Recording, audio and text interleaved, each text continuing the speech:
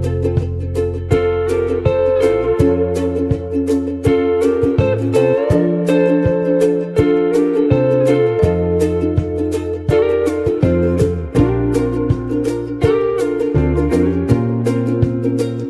मित्रांनो, कसे आहात सगळे? मजेत ना? नेहमी मजेतच राहा हीच मी स्वामीचरणी प्रार्थना करेल आणि तुमचं खूप मनापासून स्वागत आहे आपल्या या चॅनलवरती।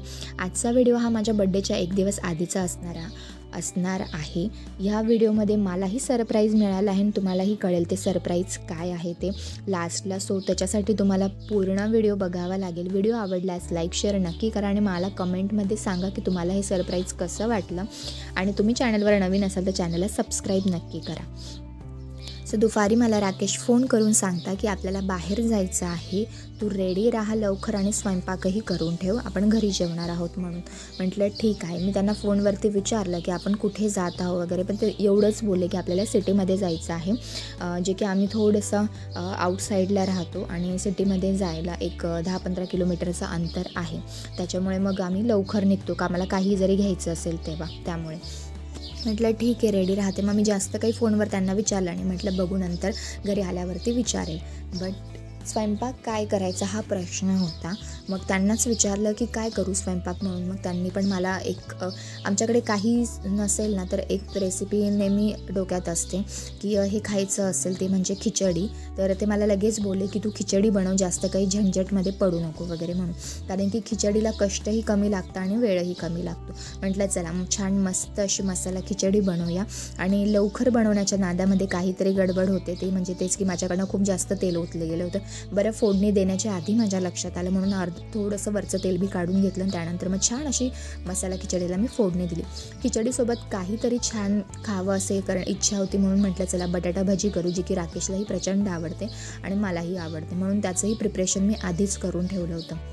आम्ही संध्याकाळी निघणार होतो तर संध्याकाळी 6:45 तरी ऊन असतं बऱ्यापैकी इथे आणि माझी खूप सेन्सिटिव्ह स्किन असल्यामुळे म्हटलं चला आपण आणि स्कार्फ बांधून जायला मला बिलकुल आवडत नाही, पण सेन्सिटिव्ह स्किन असल्यामुळे मला स्कार्फ बांधणं मॅन्डेटरी असतं। पण म्हटलं चला आज मला काही स्कार्फ बांधायचं नाही, मी छान अशी सनस्क्रीन लावून घेते आणि मग तेच केलं। मॉइश्चरायझर लावलं त्यानंतर मग मी सनस्क्रीन लावून घेतली, ज्याने ऊन नाही लागत, सो त्रास नाही होत माझ्या स्किनला। म्हटलं चला मग विचार केला की मोकळे केस सोडूया क्लचर लावून, पण गाडीवरती केस खूप खराब होतात। त्यानंतर ऑलरेडी माझे केस खराबच झालेले होते, जे की मोकळे सोडल्यानंतर खूप घाण दिसत होते। म्हटलं जाऊ द्या आपण पोनी घालू, आणि सहसा मी लग्नानंतर पोनी घालणं बंदच केलं होतं, कारण की मायग्रेनचा त्रास आहे तर डोकंही खूप दुखायचं आणि मला नव्हतं आवडत आता पोनी वगैरे घालणं, त्याच्यामुळे मग मी खूप बंद केलं होतं।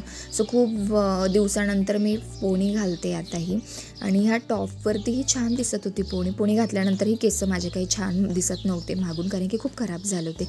पण म्हटलं जाऊ द्या गाडीवरच जायचं आहे म्हटलं तर घालून घ्या।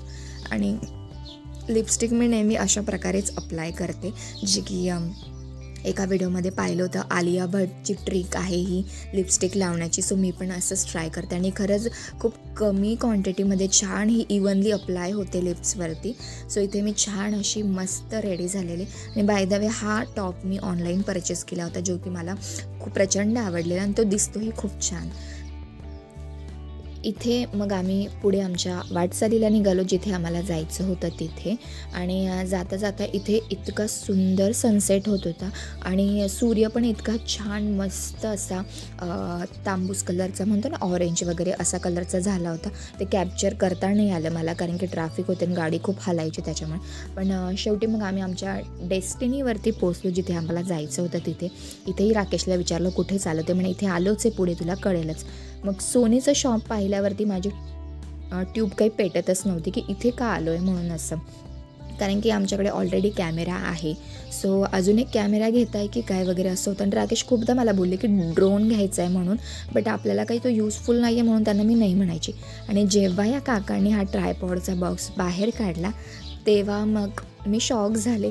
म्हटलं यार चला फायनली आपण ट्रायपॉड घेतो आणि फायनली राकेश मला ट्रायपॉड घेऊन देत आहे। खूपदा मी राकेशला बोलली होती, ॲक्च्युली राकेश मला बोललेले की तुला मी मोबाईल घेऊन देतो, तू व्हिडिओ वगैरे पण काढते तर कॅमेरा क्वालिटी ह्या मोबाईलची एवढी खास नाही आहे, सो मी तुला नवीन मोबाईल घेऊन देतो.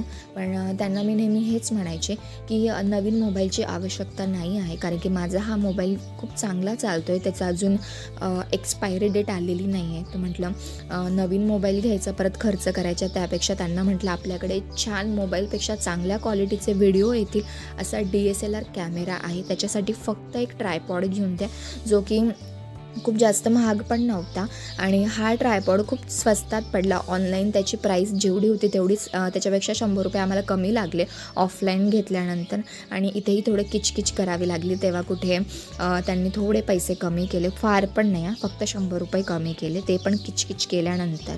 पण असू द्या, हा ट्रायपॉड घेऊन मला खरंच खूप आनंद झालेला.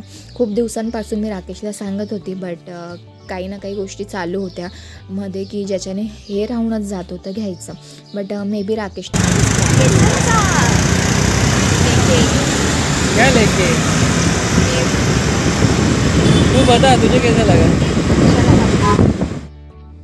त्यांनी आधीच प्लॅन केलं असेल की हिच्या बड्डेवरती आपण हे गिफ्ट करूया वगैरे म्हणून.